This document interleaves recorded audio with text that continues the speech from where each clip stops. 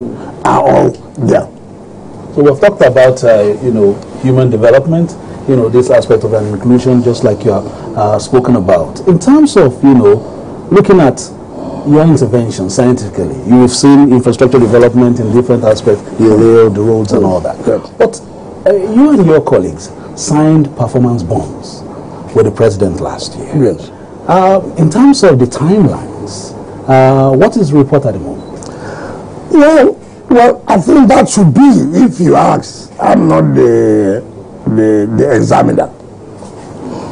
That will be the office of the SM to the president to say, look, in terms of deliverable and the timeline, that this minister or ministry, but if you ask me, as a student who wrote the exams, I would say that yes, we've done creditably well. Adding to that, I would say, have you met your goals? That's the point I'm going to do. That's the point I'm going to do. You cannot make 100% measure. But in terms of, okay, we've just been able to talk about human capital development and the rest of it, what we've been able to do. In fact, just because you asked, which I would have also told you, one of the things Mr. President did that has aided our work today, and that is pulling us from the TSA. If that was not there, it would have been difficult in terms of provision. That's your instance? Of course. Okay, you identified this as yes, I felt that, looking at the whole scenario, and it was hampering effective provision of infrastructure and the rest of it. Every fund was the central bank, right? Was the central bank. And if that is the case, you are not going to participate in the wider financial market. You have no business with commercial banks.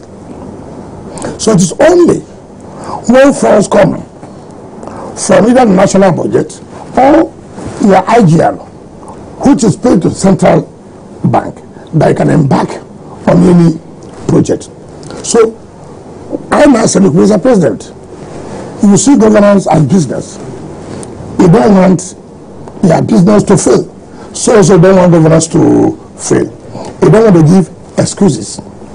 One of the best things I think you can do is allow the FCT to pull out, to participate in the wider financial market, where we can ask Bank A, we need this money to be able to execute our projects.